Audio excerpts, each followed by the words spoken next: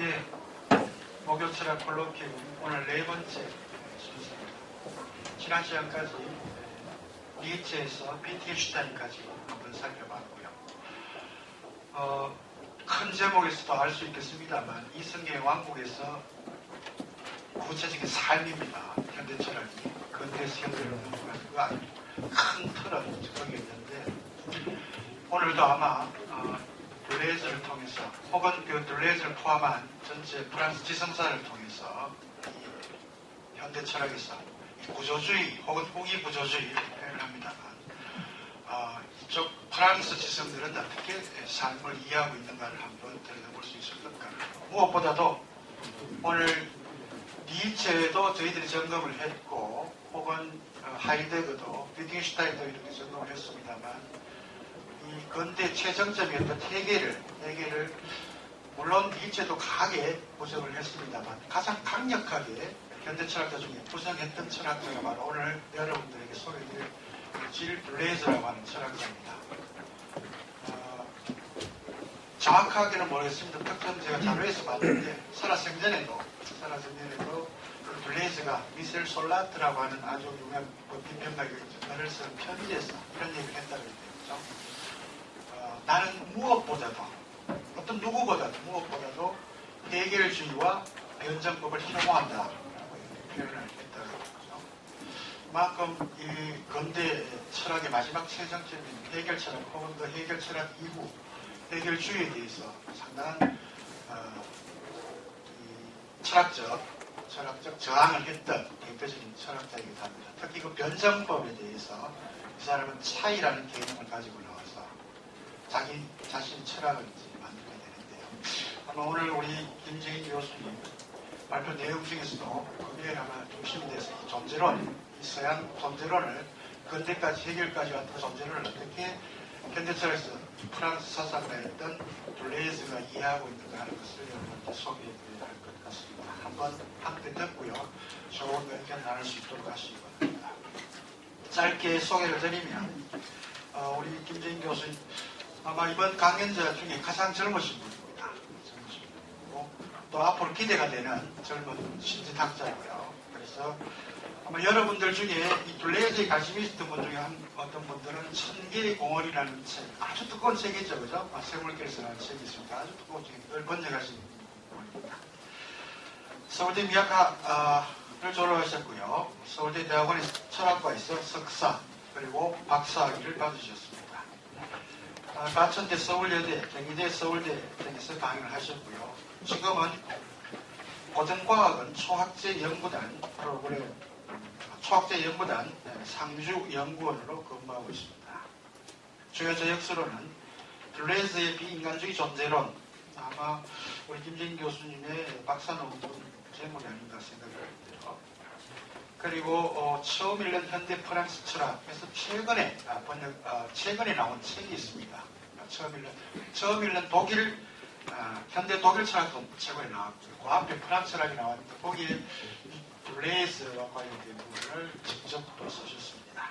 그리고 역사적 조금 전에도 우리 권대중 교수님하고 잠깐 얘기를 했습니다만 이 천개의 공원을 번역하시면서 우리 둘레즈를 우리 한국 사회에 소개했던 대표적인 분들 몇 분 있죠, 그죠? 여러분 아시겠습니다만 철학 아카데미 이정호 교수가 계시고 또 수윤남의 이신경 교수가 있고요. 그리고 여기 이제 우리 김재인 교수, 또 서울대 김상원 교수 이런 분들이 계시는데 아마 이 번역하는 과정에서 서로 이제 의견 차이를 보였고 그래서 문거리도 보면 그런 글들을 또 우리 김재인 교수가 써놓게 되었습니다.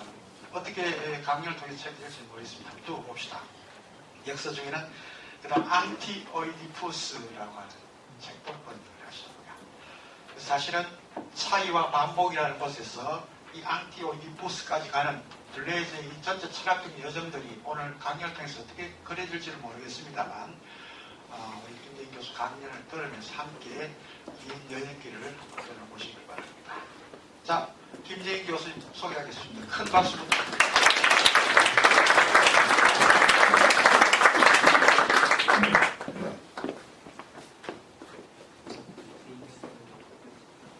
한 시간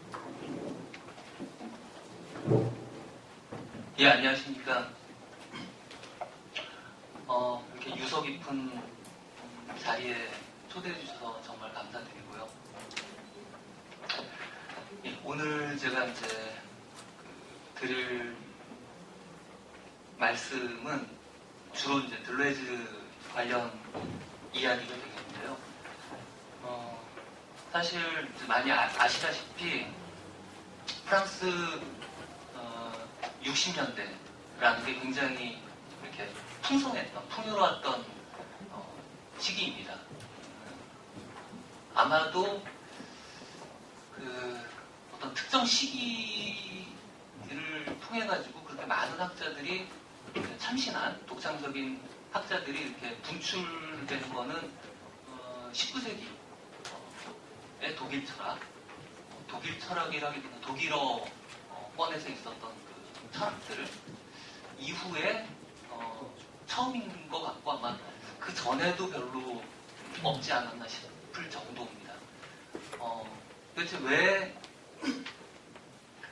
프랑스에서 그런 철학적인 다채로운 아이디어가 이렇게 분출할 수 있었을까 하는 게 사실은 이제 하나의 철학적인 어떤 수수께끼라고 이렇게 이야기를 할 수 있겠습니다.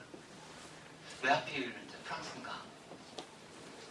그랬을 때 저희가 이제 생각할 수 있는 한 가지 답변은 전쟁이라는 것입니다.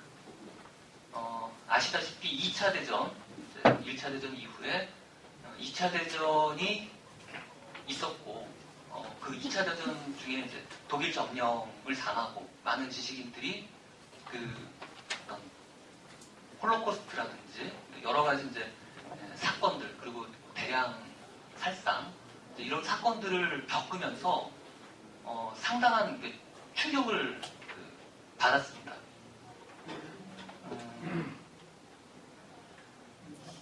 미셸 푸코 같은 경우에는 그거를 이제 어떤 언어의 질병이라는 말로 이제 표현을 했다고 합니다. 그 상황을 이때 말하는 이제 언어의 질병이라는 건 다른 의미가 아니라 그들이 겪은 것을 도대체 표현할 수가 없다. 그러니까 일종의 실어증 상태라고 이제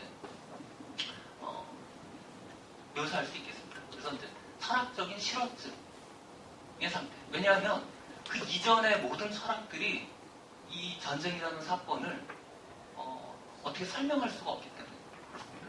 그래서 이제 한마디로 기존의 철학을 지배했던, 관통했던 어떤 전통적인 논리라는 게 이제 파괴되었고 뭔가 이제 새로운 것을 말하는 방법 또는 새로운 어떤 구문법, 신텍스 이런 것들을 이제 창안해내야 하는 그런 과제 앞에 놓여 있었다는 거죠. 그래서 이 사람들이 흥미로운 게 전쟁이 끝나자마자 대표적으로 사르트르, 메롤퐁티 이런 사람들이 함께 펴낸 어떤 저널, 그 당시 이제 지성계 중요했던 저널에서 전쟁이 끝나자마자 다룬 특집 주제가 전쟁이었다고 합니다.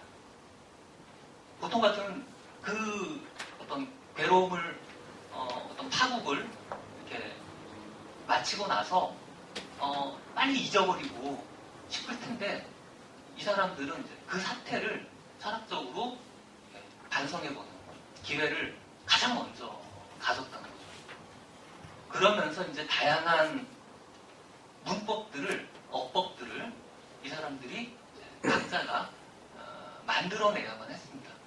도대체 기존의 논리, 주로 이제 아마 수학적 논리라고 부를 수 있을 겁니다. 데카르트 이래에 서양을 관통해왔던, 그래서 뭐 칸트라든지 헤겔이라든지 이런 사람들을 거치면서 정점에 이르렀던 그 서양 철학이 직면한 어떤 실업증 상태로부터 각자가 말하는 법을 만들어야만 했던 과제를 어떻게 보면 이제 자기의 과제로 삼은 게 전쟁 직후의 이제 프랑스 지성계였습니다.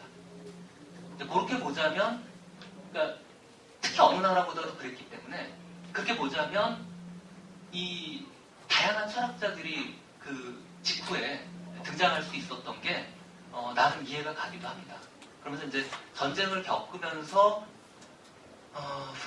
독일의 현상학 그리고 하이데거 쪽을 수용했던 가령 사르트, 메르로퐁티, 레비나스 이런 학자들이 일종의 이제 배경에 선배로서 이제 있었고요. 이제 그런 흐름들을 넓게 묶어서 표현하자면 이제 실존주의라고 부를 수 있겠죠. 바로 이제 이 실존주의 철학자들을 선배로 삼아서 그 다음 세대 철학자들이 일본의 철학자들이 이제 등장하게 되는데 이 사람들이 이제 선배들 세대와의 어떤 차별성을 한편으로는 이제 추구하면서 다른 한편으로 아까 말씀드렸던 그런 어떤 철학적인 실업증을 극복하기 위한 시도를 이제 하게 됩니다. 그리고 이제 그들이 중요하게 이제 참조한 게 소시르의 구조주의 언어학이었습니다. 그래서 이 소시르는 프랑스 사람이지만 스위스 사람이지만 불어로 작업을 했죠. 유고가 남아있는데 강의록이 유고 형태로 남아있는데 바로 이 소시르가 파악한 어떤 언어의 체계 그 언어의 체계를 바탕으로 해서 기존의 뭐 인류학이라든지 아니면 막스주의 아니면 뭐 정신분석 뭐 이런 것들을 이제 결합하는 시도들을 하게 됩니다. 그런 일련의 철학적 작업들을 지적 작업들을 이제 구조주의라고 부르게 되죠. 그래서 인류학과 소시르 언어학적 구조주의가 만난 게 레비스트로스, 그 다음에 정신분석과 만난 게 락강, 그리고 이제 막스주의와 만난 게 알티세르. 그래서 이제 세 사람을 엄밀하게 보자면 구조주의 철학자, 사상가 이렇게 이제 분류할 수가 있겠습니다. 근데 이제 이 구조주의의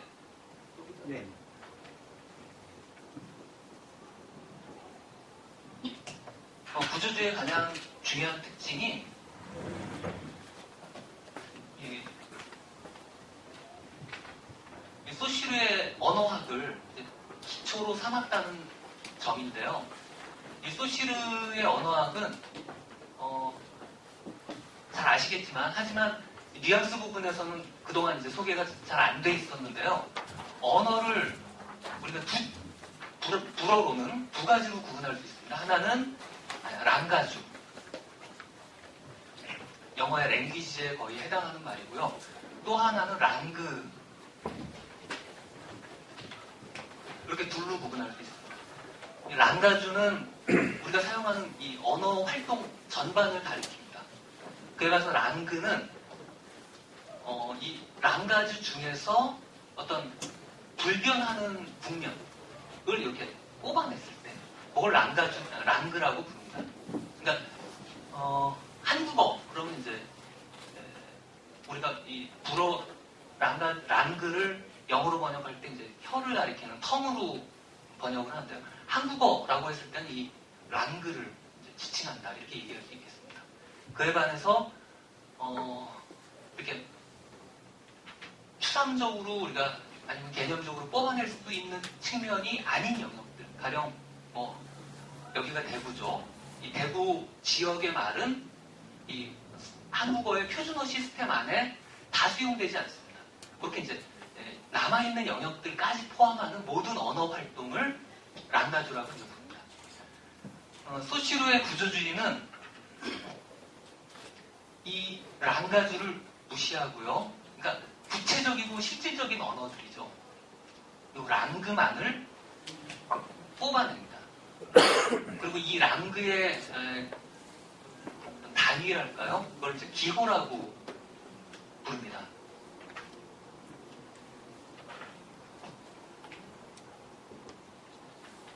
영어로 표현하면 기호라고 이렇게 부릅니다. 그러니까 소시르가 말하는 기호는 이 랑가주하고 관련된 기호가 아니라 다분히 추상적인 어떤 언어적 구조를 뜻하는 이 랑그의 기호가 되겠습니다. 그리고 이 기호, 이런 의미에서의 기호, 그러니까 이것과 관련된 기호도 있을 수 있습니다.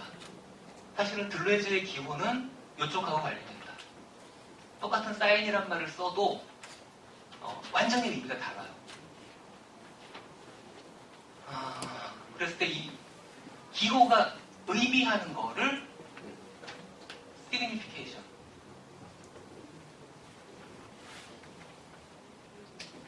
signification.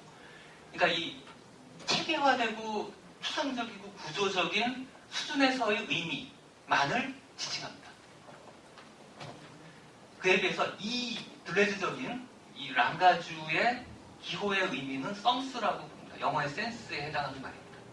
그러니까 이 둘 다 의미라는 뜻이에요. 근데 굉장히 이거는 풍요롭고 다채로울 수 있습니다. 그에 반해서 이건 상당히 지칭하는 바가 분명합니다.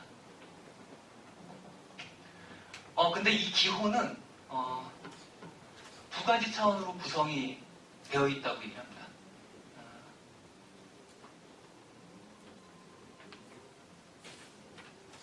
시니피엄하고 시니피에.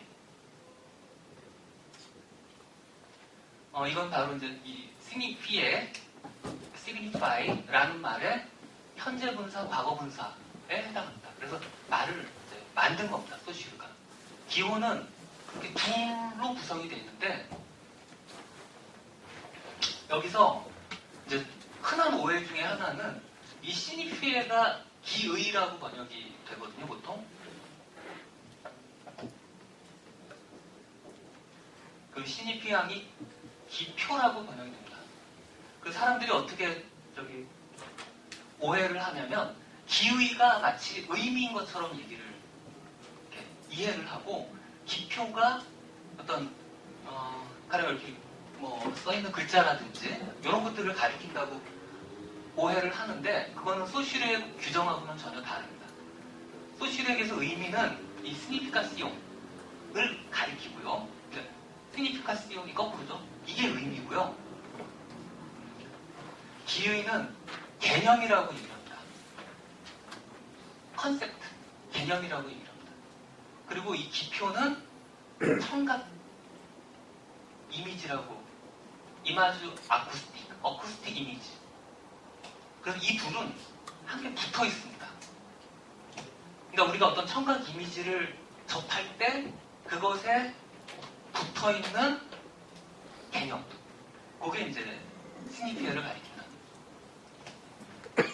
자, 이제 이 말씀을 왜 이렇게 조금 어떻게 보면 시간을 할애해서 드렸냐 하면 일단 구조주의자들을 비롯해가지고 이 소시르를 따라가는, 그러니까 기표, 기의 이런 것들을 중시하는 일군의 학자들 같은 경우에는 사실은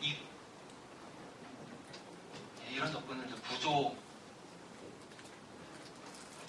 할 수 있는데요. 아까 구조주의에서 시작을 했죠. 이 구조 안에서 모든 항들이 가령 사람도 그렇고 제도라는 것도 그렇고 구체적인 것들이 이렇게 짜여진다 이렇게 이해를 했습니다. 그러니까 구조가 먼저 있고 우리는 구조 안에 이렇게 한 자리를 차지하게 된 거죠. 마치 이렇게 이해하시면 될 것 같아요. 이렇게 평평한 어떤 바닥에 이렇게 홈이 파져 있어요. 이렇게 그 홈이 구조입니다. 거기에 올라서는 것들은 그 홈을 따라서만 움직여요. 그런 식으로 정태적인 구조가 사람들을, 그러니까 이제 철학적으로 말씀드리면 주체라는 거를 결정하지, 주체의 의지라든지 이런 것들이 별 역할을 하지 못한다라고 이제 본 겁니다. 그래서 이제 그런 세 가지 경향의 대표적인 사람이 아시다시피 레비스트로스, 그다음 락강, 알티세르, 이런 사람들이 있습니다. 이 사람들은 아까 말씀드린 인류학, 정신분석, 막시즘 이렇게 이제 각각 구조주의적으로 새롭게 풀어보려고 했던 거죠. 이 새 구조주의자 같은 경우에는 일정한 한계를 지닐 수밖에 없습니다. 이들이 맞닥뜨린 가장 중요한 한계는 이 구조의 변화라는 문제입니다. 자, 인간은 또는 주체는 구조에 종속되어 있다. 이렇게 얘기할 수 있습니다. 근데 구조는 역사적으로 우리가 보면 변하거든요. 그건 자명합니다. 역사적으로 증거가 있습니다. 그랬을 때 구조가 어떻게 변하는가라는 문제를 답할 수가 없었습니다. 왜냐하면 구조를 변화시키는 게 주체여야 할 텐데 그 주체는 구조에 의해서 이미 결정이 되고 짜여져 있거든요. 이제 그런 문제에 직면을 하게 됩니다. 그래서 이제 요 후배 세대의 학자들은 바로 이 구조의 변화라는 문제를 이제 주되게 고민을 하게 됩니다. 구조는 어떻게 변하는가? 일반적으로 사회의 구조가 개개인들의 위치, 자리 이런 것들을 결정하고 이렇게 정해준다고 할진데 거꾸로 그렇다면 구조는 어떻게 변화하는가? 이게 이제 그럼 사람들에 의해서 변하는가? 아니면 뭔가 다른 게 있는가? 이런 부분을 고민하게 되는 거죠. 그래서 이제 등장한 사람들이 제가 이제 오늘 주로 말씀드릴 들레즈, 그 약간 동년배 비슷한 한 두 살 많은데요. 미셸 푸코, 들레즈, 데리다, 롤랑 바르트 등등의 이제 일본의 학자들, 리오타 나타나게 됩니다. 그러니까 이들의 관심사는 여러 부분 바로 앞 세대, 나이 차도 별로 안 나요. 바로 앞 세대랑 겹치기도 하면서도 묘하게 구별되는 게 바로 그 구조의 변동을 고민했다는 겁니다. 그래서 그 사람들을 총칭해서는 보통 포스트 구조주의, 이런 식으로 이제 탈구조주의라든지 이런 식으로 이제 이름을 붙이는데요. 사실은 이제 탈구조주의라는 그 묶음으로 그들을 이렇게 지칭하기보다는 어떤 사람은 이제 독창적인 그 일본의 철학자들 이런 식으로 표현을 하더라고요. 그러니까 singular thinkers, 각자가 이제 독자적인 사상가였다. 그런 식으로 평가를 하고 그게 이제 60년대 후반에 경부터 이제 분출해서 대략 한 70년대 정도까지 이제 지성계를 장악하게 됩니다. 근데 이제 제가 볼 때는 그러한 구조의 변동이라는 문제를 가장 잘 설명한 게 이제 들레즈라고 생각이 듭니다. 물론 들레즈랑 가장 사상적으로 가까이 있는 미셸 푸코의 경우에도 이제 그 부분을 많이 그 연구하고 또 뭐랄까요 자료들을 찾고 설명해내고 그랬지만 그와 더불어서 들레즈는 그거를 조금 더 심화시키는 그 푸코의 작업을 받아들여서 심화시키는 그런 어떤 작업을 이제 하게 됩니다. 그랬을 때 예, 제가 좀 적으면서 이렇게 말씀드리는 거고요. 그랬을 때 이제 제가 지금까지 말씀드린 거는 이제 크게 보면 두 가지라고 할 수 있겠습니다. 하나는 이 전쟁이라는 상황, 이게 이제 그들의 사고를 자극한 거죠. 그들이 풀어야만 하는 어떤 과제를 제시했다. 전쟁이라는 게. 그게 이제 첫 번째고요. 두 번째는 그들이 이렇게 처해 있던 어떤 상황에서 이 구조의 우위를 밝혀낸 부분도 있지만 바로 이제 그에 이어서 이 구조의 변화, 그걸 사회 구조의 변화라고 불러도 큰 상관은 없겠습니다. 이 구조의 변화를 설명해야 하는 과제, 이 과제를 이제 떠안고 있었다라는 겁니다. 그럼 이제 어떻게 해서 그 구조의 변화라는 거를 설명할 수 있을까? 그거는 이제 어떻게 보자면 아주 근본적으로 생각을 전환하는 어떤 그런 계기가 있어야 됩니다. 그래서 이제 그런 측면을 이제 넓게 보자면 제가 그 학위 논문에서도 이제 썼던 제목인데 비인간주의, 그러니까 non-humanism 휴머니즘이라는 형태로 규정을 해볼 수 있습니다. 이 non-휴머니즘이라는 것은 그것이 대립하고 있는 가장 중요한 대립항, 항상 이제 들레즈가 그런 얘기를 하는데요.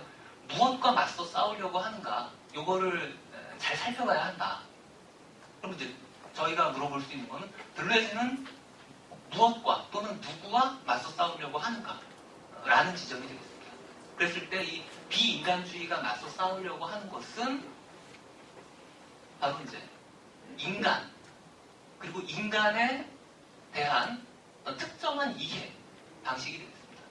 그 특정한 이해 방식은 뭐냐면 인간을 자유로운 존재라고 생각하는 그런 관점이 되겠습니다. 그러니까 전통적으로 신학적으로 이해됐던 인간관이라고 할 수 있는데요. 인간은 신의 서구 사상에서 신의 어떤 좀 불완전한 형태 그렇게 이해되고요. 신 또는 인간의 가장 중요한 특징으로 이야기할 수 있는 게 자유의지라고 이제 볼 수 있다는 겁니다. 그럼 자유의지를 어떻게 규정할 것이냐? 뭐 그렇게 어렵진 않습니다. 자유의지는 이 세계 또는 뭐 자연, 우주 이제 거의 다 같은 의미로 우리가 이해해 볼 수 있겠는데요. 이 세계의 인과의 그물망, 원인과 결과, 이 인과의 그물망 바깥에서 개입해가지고 이 인과의 연쇄를 사슬을 바꿀 수 있다라고 하는 생각, 그런 생각이 이제 바로 자유의지에 대한 생각입니다. 그리고 이제 그 자유의지에 대한 생각은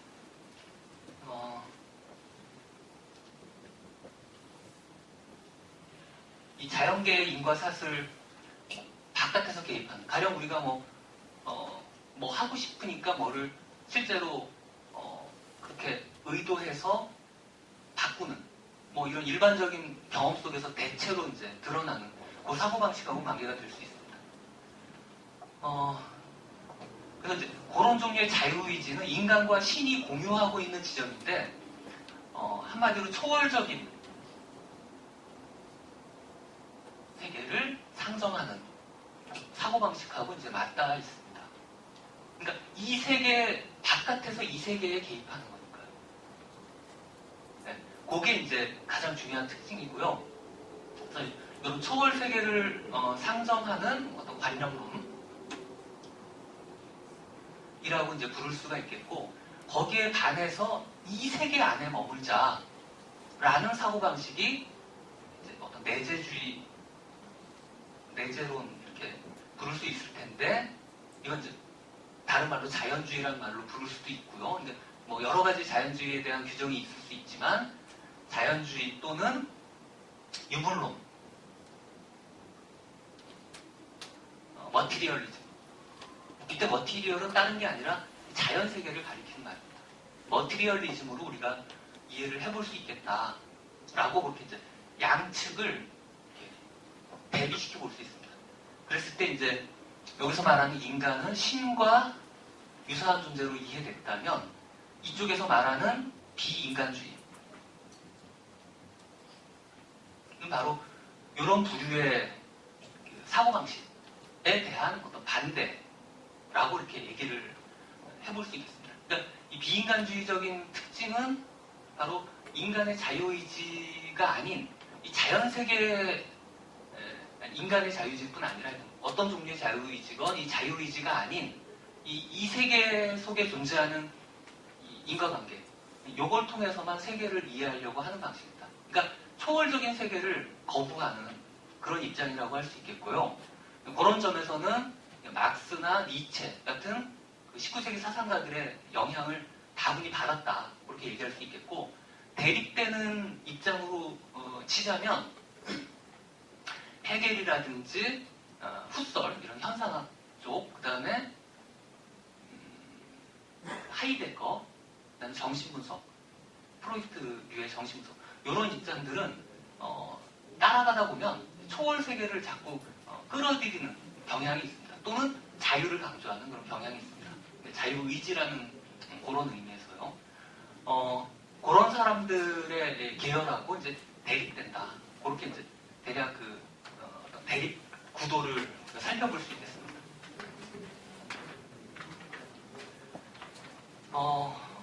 그래서 제가 여기 지금 나눠드린 이 자료는 이번 강의를 위해서 별도로 준비한 자료는 아니고요. 그동안 이렇게 짤막짤막하게 제가 필요할 때마다 이렇게 썼던 글을 조금 모아 본 건데요. 여기 셋째, 2페이지 셋째, 넷째 문단, 여기서 이제 대략 들레즈의 어떤 연구 이력, 이런 거를 적어 놨는데, 여기서 지금,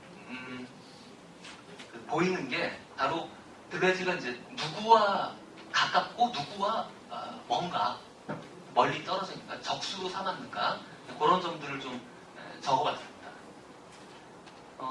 물론 거친 분류긴 하지만 대략은 그렇습니다. 그러면 이제 들레즈가 생각하는 세계관이랄까요? 세계상 뭐냐? 그거를 봐야 되는데 바로 세계를 힘으로 이해하는 게 이제 들레즈 철학의 본령이 되겠습니다. 그러니까 힘들의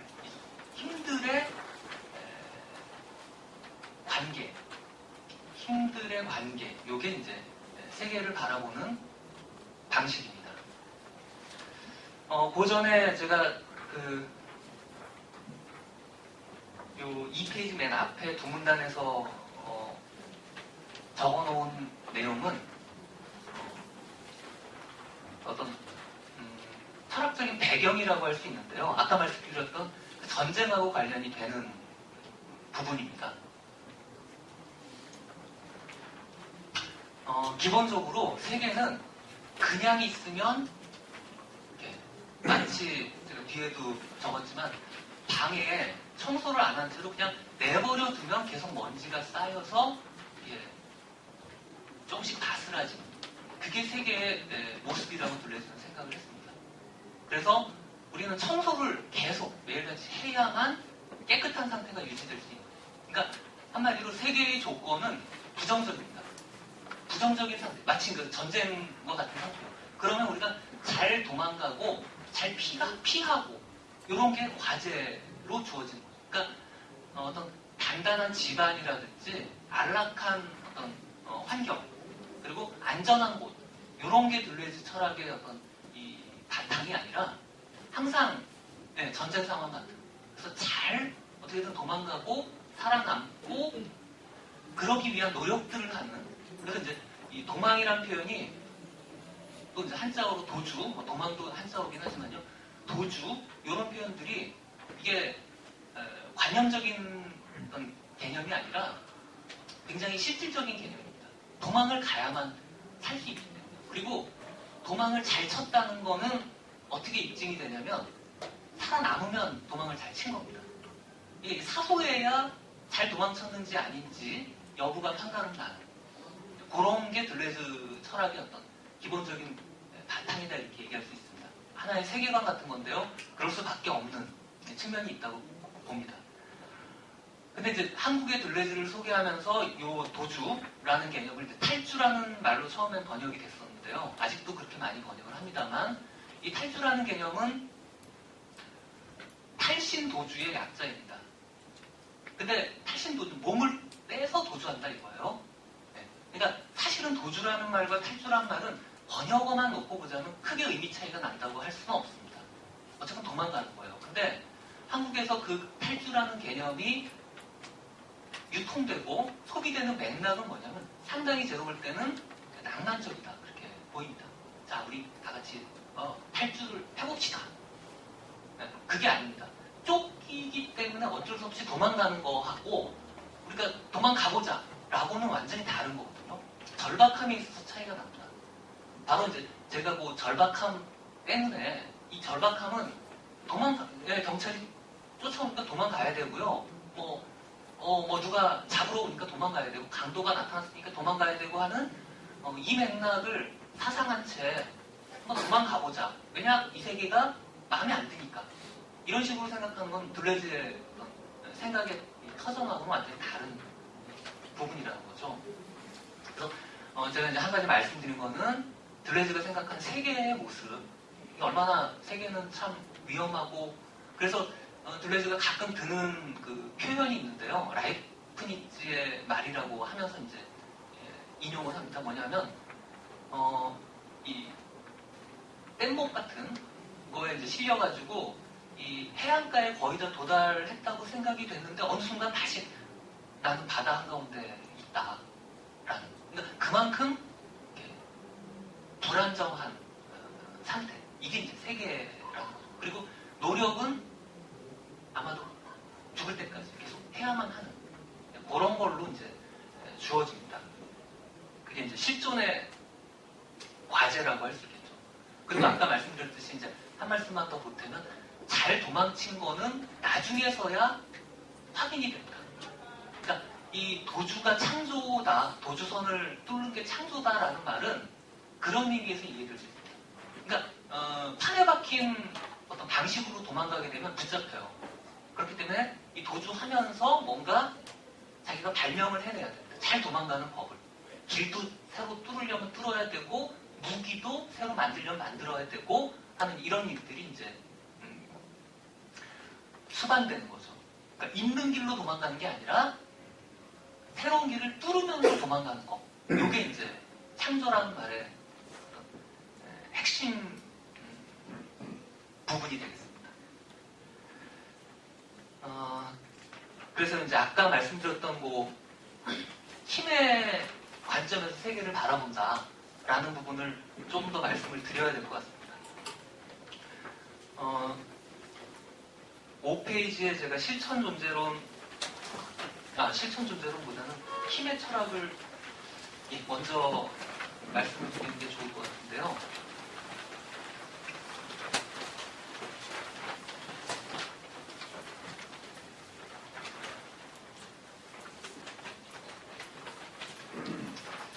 이 부분은 사실은 좀 난해하다면 난해할 수 있는 대목입니다. 힘의 철학을 어떤 점에서 이렇게 상정하게 되었느냐 하는 점을 이제 좀 말씀을 드려야 될 것 같은데요. 그거 역시 어떤 인과의 문제하고 이제 관계가 됩니다. 자, 지금 세계가 있습니다. 그러면 그 전 단계의 세계도 있습니다. 그리고 또 그 전 단계의 세계도 있습니다. 그런 방식을 한없이 소급해 가면 우리가 어디에 도달하게 되냐면 둘 중에 하나입니다. 하나는 전통적인 방식 중에 하나인데요. 최초의 원인을 우리가 상정하는 겁니다. 그래서 보통 인모바일 무버라고 또는 프라임 무버, 자기 자신은 다른 것에 의해 작용을 받지 않았으면서 자기 자신이 어떤 인과적인 원인으로서 세계의 운동을 야기하는 그런 존재. 네, 그런 존재를 상정하는 방식이 이제 하나가 있습니다. 근데 그 방식은 실제로는 어떤 초월적인 신, 그러니까 한마디로 무로부터 창조를 행하는 그런 종류의 신을 설정하는 길로 나아가게 됩니다. 왜냐하면 자기 자신은 인과적인 상태에서 자유로우면서 다른 인과를 유발했기 때문에 그렇습니다. 그러니까 초월적인 위치에 있어요. 그게 이제 한 가지 방식이고요. 그리고 전통 철학 내지 특히 기독교 내지 기독교 철학이 수용한 방식이 그겁니다. 두 번째 사고 방식은 지금이 있으니까 그 전이 있었습니다. 또 그 전이 있었으니까 그 전 순간이 있었습니다. 이런 식으로 계속 소급해 나가면서 물음을 그치지 않는 거예요. 뭐만 받아들이냐면 지금이 존재하고 있다면 또는 지금이라는 게 지금 상태라는 게 실존하고 있다면 그 전 단계의 상태가 실존하고 있었다로 끝나는 거예요. 최초의 원인은 왜 멈춰야 되지? 굳이 멈출 필요성을 부정하는 방식으로 극복하는 방식이 있습니다. 그렇게 되면 이제 세계의 시초에 관한 물음이 칸트도 그랬고 많은 사람들이 그런 부분을 문제 자체를 파기하는 방식으로 해결을 했는데 세계의 시초라는 물음을 이제 제거를 하게 됩니다. 그러니까 그러니까 한마디로 태초에 세계가 있었다로 시작하는 거예요. 그러니까 철저하게 이 우주 내지 자연 세계를 거슬러 올라갔을 때 뭐랄까요? 시초 자체의 물음이 이제 제기되지 않는 방식입니다. 그렇다면 그 시초 이제 들레즈는 이제 니체나 막스나 이런 사람들의 후예로서 시초 없는 세계를 이제 상정을 합니다. 그렇다면 이제 그 다음에는 세계의 어떤 변화라는 물음이 어떤 식으로 풀릴 수 있느냐? 그거에 대한 아이디어는 기본적으로 그 파르메니데스와 고대 원자론자들 사이의 관계하고 이제 유사하다고 볼 수 있습니다. 서양에서 존재라는 것은 사실 영원 불변하는 이런 것으로 상정이 됩니다.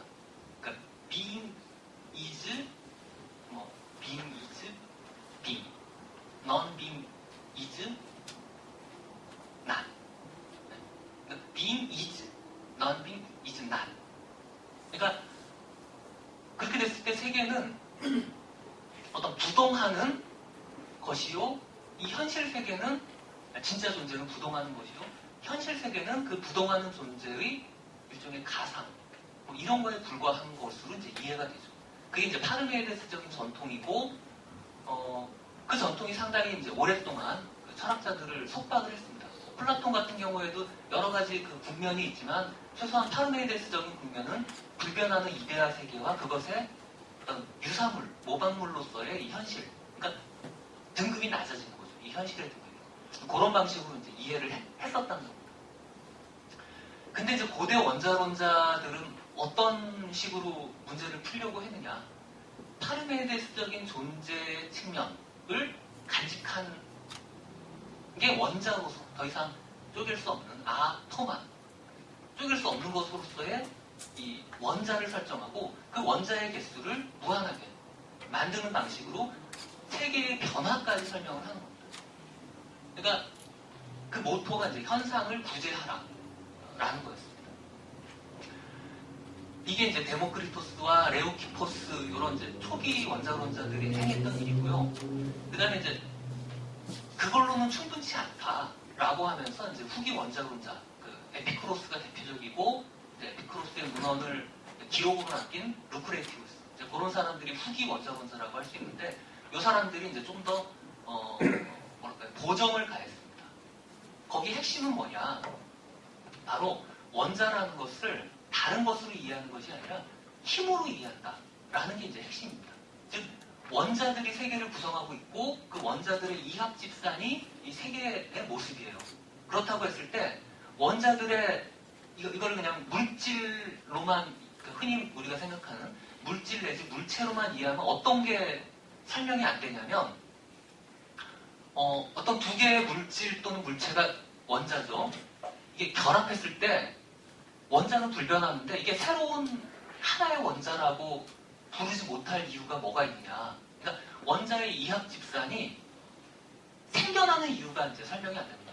왜 서로 끌어당기고 서로 밀쳐내고 하는 그런 대목들이 설명이 안 되는데, 그런 대목을 설명하기 위해서는 결국 원자를 물체 내지 물질적인 것으로 이해하기보다는 힘으로, 서로 다른 힘으로 이해하는 게 이제 가장 적합하다라는 거죠. 그래서 이 이제 한마디로 번역을 하게 되면 원자론은 힘의 존재론이 되는 겁니다. 바로 이제 요 발상이 들레즈가 받아들인 철학사 속에서 그런 걸 고민했던 사람들을 이렇게 짚어가면서 받아들인 견해라고 볼 수 있습니다. 대표적으로는 바로 이제 방금 말씀드렸던 고대 원자론자들, 그리고 이제 근대에는 스피노자, 흉, 그다음에 조금 이제 지나서 니체, 베르그손, 이런 사람들이 이제 대략 그런 식으로 힘의 관점에서 이 세계와 우주를 이해한 그런 사람들이다, 이렇게 구분해 볼 수 있습니다. 한두 줄 제가 읽어 가도 될 것 같습니다. 7페이지 세계의 존재를 설명하는 내재적 방식은 아까 말씀드린 초월적 방식, 그러니까 초월적 방식은 꼭두각시 놀이라고 생각하시면 됩니다. 무대가 우리 세계요, 무대 바깥에서 어떤 원인들이 개입하는 겁니다. 자, 내재적인 방식은 힘을 통해 존재 자체가 자신의 지금을 다음 상태로 밀고 가는 힘을 통해 설명하는 방식이다. 이런 차원에서 보면 존재는 명사가 아니라 동사이다. 존재가 아니라 존재함인 것이다. 존재를 지칭하는 서양어는 명사로서가 아니라 동사로서 사고되어야 한다. 존재한다는 것은 힘을 행사한다는 뜻이다. 아무런 힘도 행사하지 않는 채로 존재한다는 일은 있을 수 없다. 존재하면서도 아무런 힘을 행사하지 않는다는 것은 존재하지 않는다는 것과 마찬가지다. 힘을 행사하지 않는 것은 존재하지 않는 것으로 간주해도 좋다. 힘을 행사하지 않는 것은 이게 이제 중요한데요. 가장 넓은 의미에서 감각될 수도 없고 지각될 가능성도 없으며 생각될 여지도 없다. 자, 여기서 이제 이 지각될 수도 감각될 수도 없다. 그러니까 왜냐하면 지각 내지 감각이라는 것은 이 보통 감각기관이라고 부르는 것과 어떤 대상이 만나서 자극을 하기 때문에 이 감각이라는 게 지각이라는 게 성립하거든요. 근데 그거는 힘의 문제입니다. 그리고 우리의 실제 지각도 그런 식으로 일어나죠. 우리의 시각, 청각 등은 우리의 감각기관에 부딪혀와서 일정한 자극이 이제 전기 신호를 통해서 우리 뇌를 통해서 이렇게 가가지고 거기서 처리해가지고 존재한다, 색깔이 뭐다, 소리가 어떻다 등등을 이제 구별하는 방식입니다. 근데 그거는 인간의 감각뿐 아니라 모든 종류의 어떤 지각에 대해서도 다 성립한다 이렇게 얘기할 수 있습니다. 그 말은 뭐냐면 물리세계의 가장 그 낮은 단계로 가면 뭐 분자, 원자 이런 것들이 있죠. 그것들이 반응을 한다, 화학적인 반응을 한다 내지는 물리적인 반응을 한다라는 것은 서로 힘의 관계를 맺는다. 이런 뜻으로 우리가 아주 쉽게 단순화시킬 수 있습니다. 그런 점에서 이 버클리의 근대 철학자 버클리의 위대한 공식 존재한다는 것은 지각된 것이다. 페르키피. 네, SS 페르키피. 이 베르그손이 굉장히 애용했던 말인데요. 이 말의 뜻을 이 버클리의 말을 들레즈식으로 또는 뭐 제가 해석한 들레즈일 수도 있겠습니다만 이해를 하자면 힘의 관계 속에서만 이 존재라는 게 이해될 수 있다라는 거죠. 그래서 만약에 이제 시각을 예로 든다면 우리가 이 공기를 지각하지 못하는 것은 공기와 우리 감각기관의 관계 속에서 어떤 힘이 행사되지 않기 때문에 그리고 또 따뜻한 암흑, 칠흑 같은 암흑 속에 있을 때도 우리는 지각할 수 없다. 한 경우에는 모든 걸 우리가 통과해버리는 거고요. 다른 경우에는 모든 거가 이렇게 차단되는 거죠.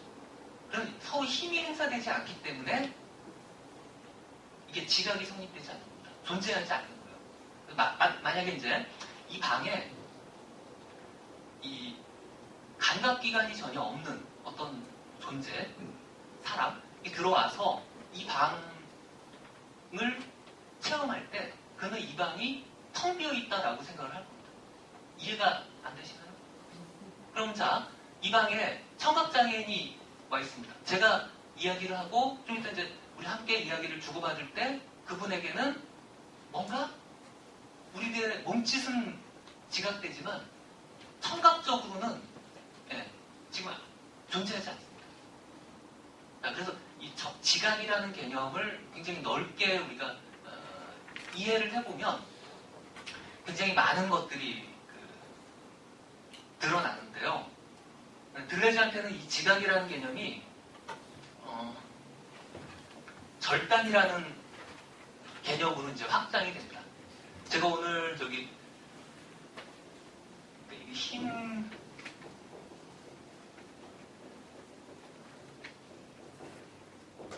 힘으로서의 존재 이해라고 이제 부른다면요. 들레즈가 이제 꾸피르, 절단이라는 용어를 쓰는데요. 이 절단이란 말은 들레즈 후기 사상에서 굉장히 중요한 역할을 하는 개념입니다. 특히 안티오디푸스 여기서 이제 중요한 역할을 하는데요. 기계라는 말이 있는데 이 기계라는 말을 정의할 때 바로 이 절단들의 체계다.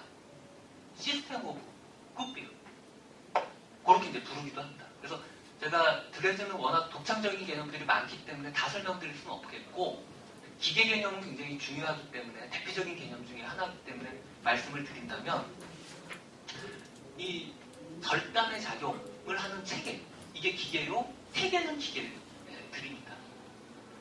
그런데 이 절단이라는 말의 의미가 뭐냐 이 쿠피르를 영어로는 이제 브레이크란 말로 옮기는데요. 제가 볼 때는 브레이크라는 말보다는 커팅 업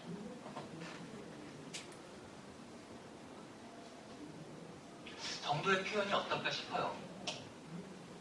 잘라내는 겁니다. 근데 이때 잘라낸다는 말은 여기 지금 어떤 존재가 있습니다.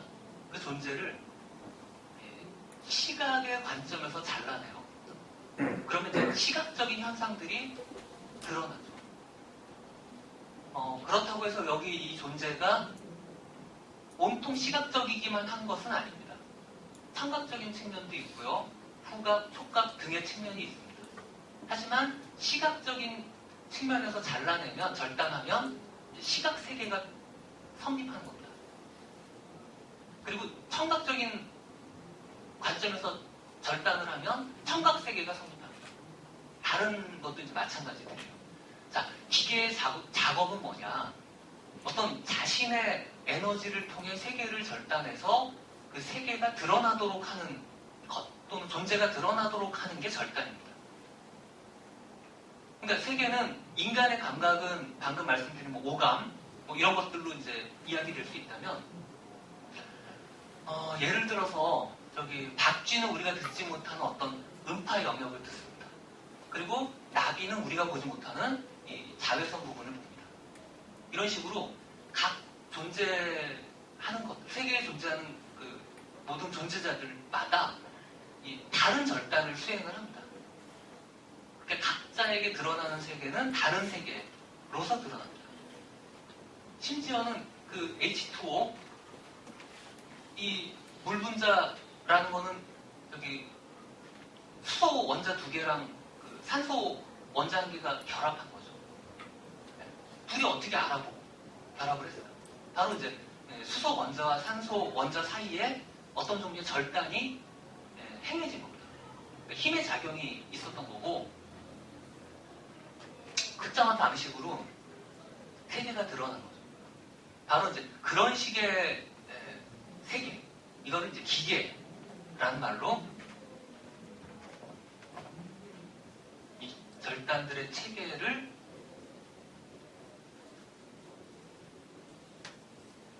기계라는 말로 이제 부르는 겁니다. 그리고 이 기계가 작동하는 원리랄까요? 내재적 원리.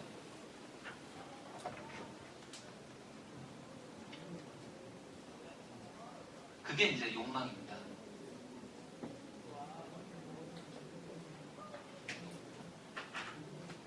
그러니까 들레즈의 그 세계관은 이 힘의 존재론에서 이제 출발을 해가지고 이 힘의 영역이 이렇게 드러나는 방식의 절단 이거를 이제 함께 결합하면서 이게 이제 특히 안티오이디푸스의 개념으로 치자면 욕망기계라는 것이 이 세계를 이루는 하나의가 아니죠. 세계를 이루는 기본단위다.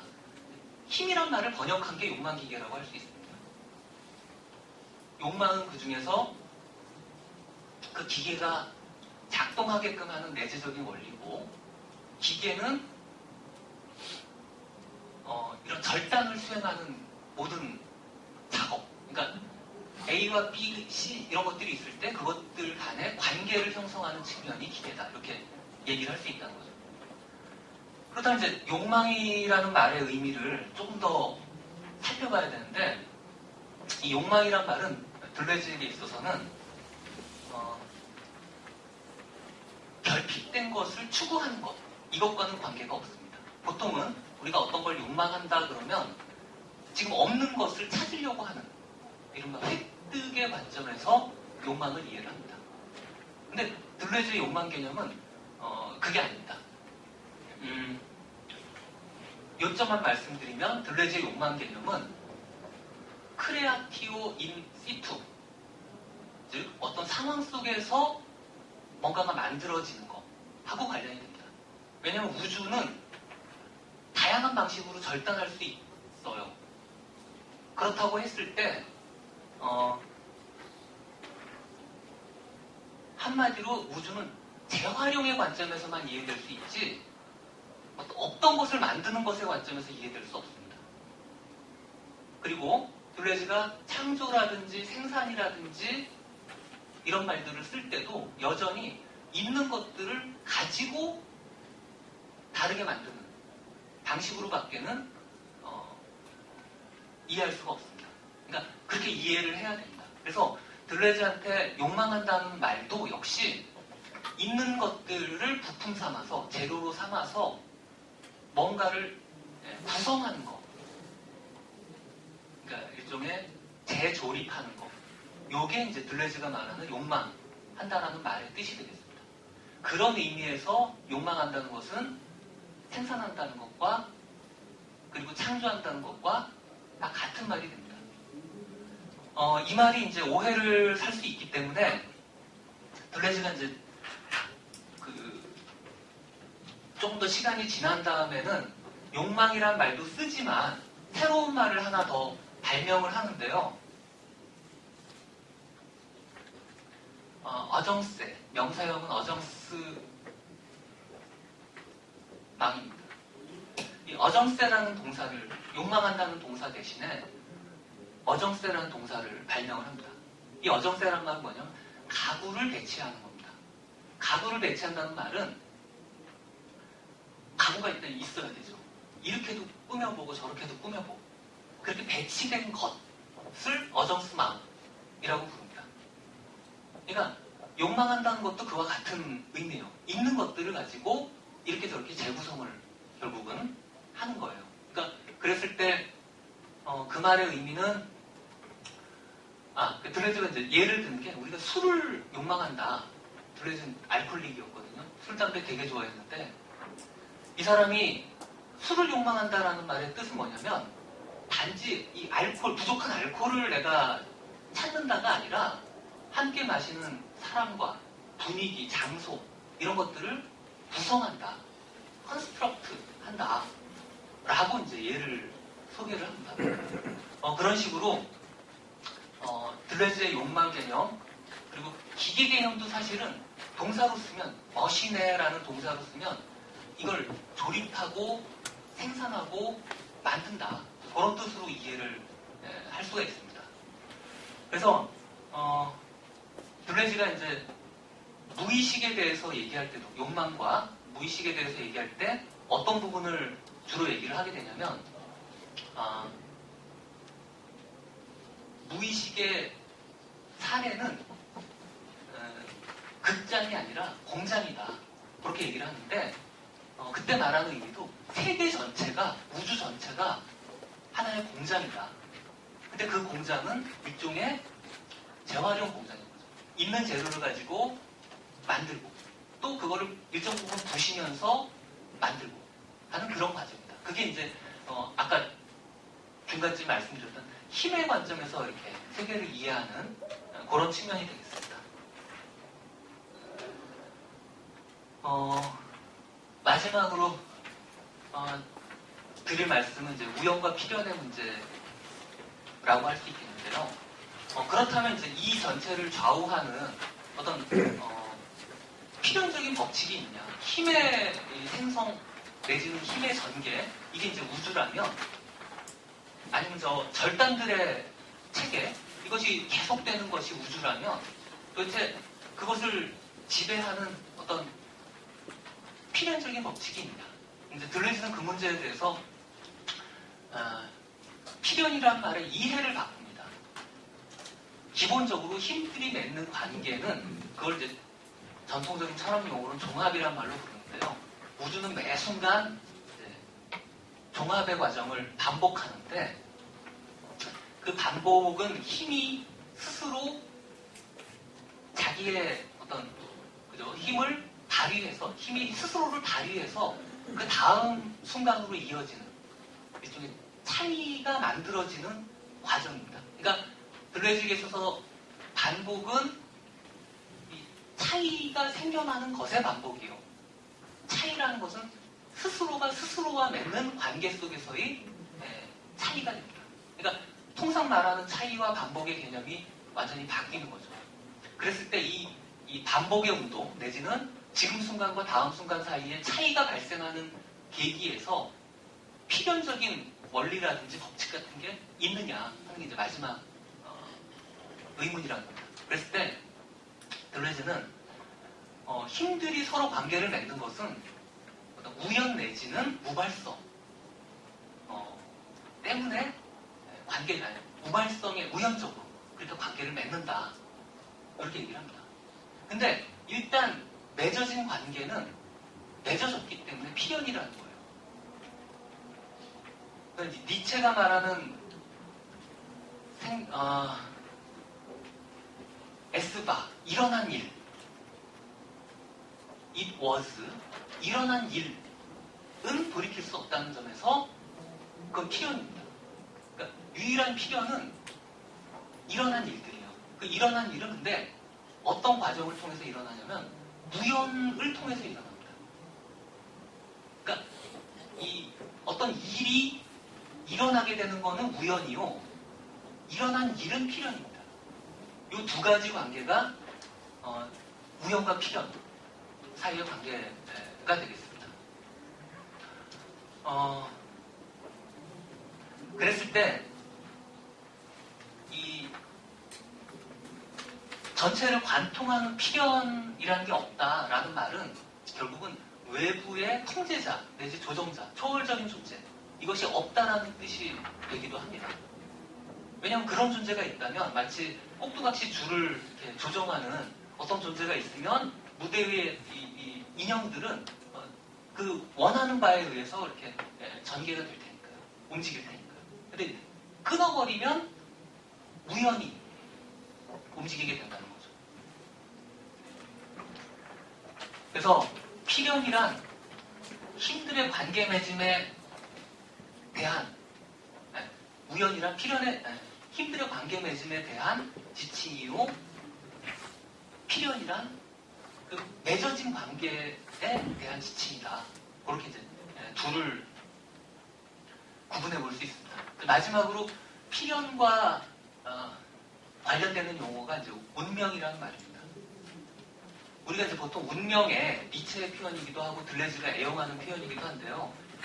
아모르 파티, 라틴어를 써가지고 이제 운명애라는 말을 할 때 운명애를 뭐와 혼동하면 이 틀 전체가 어긋나게 되냐면 어떤 숙명론, 페이탈리즘이죠. 이거하고 이제 혼동하면 아주 이 얘기가 이제 일그러지게 됩니다. 페이탈리즘은 우연을 긍정하지 않는 사고방식이에요. 다른 말로 하자면 이미 내 인생의 끝이 처음에 다 결정되었다. 라는 게 이제 숙명론입니다. 그러니까 내가 뭘 해도 소용이 없다. 라는 뜻이 돼요. 반대로 운명애라는 것은 항상 새로운 시도가 행해질 수 있다. 라는 것을 함축합니다. 그게 뭐냐면 운명이라는 것은 모든 새로운 시도들의 통합이에요. 그래서 이게 내 운명이다라는 말은 죽기 직전에 할 수 있는 말입니다. 또는 그래요. 숨이 꼴까닥 넘어가서 이게 내 운명이다. 라고 그것을 긍정하라. 라는 말은 결국은 언제 우리가 그런 얘기를 할 수 있냐면 과거를 돌아봤을 때 아무 회한이 없으면 또는 니체식으로 얘기하면 원한 감정 이런 게 없으면 우리는 그때 잘했다라고 판정할 수가 있습니다. 매 순간 그렇게 행동을 했다면 마지막에 그래 나는 내 운명을 사랑한다 이렇게 말할 수 있는 거죠. 그러니까 운명이라는 말 또는 운명이라는 말은 그렇게 사후적으로 어떤 일을 할 때는 이것이 최선인지만 관련이 되고요. 그리고 그것들의 집합이 인생이니까 인생의 끝에서 돌아봤을 때 그래 나는 내 운명을 사랑한다. 그러니까 모든 시도들을 다 긍정한다. 내가 했던 과거의 모든 시도들을 다 긍정한다. 그런 의미로 그 운명이라는 말을 이제 받아들일 수 있겠습니다.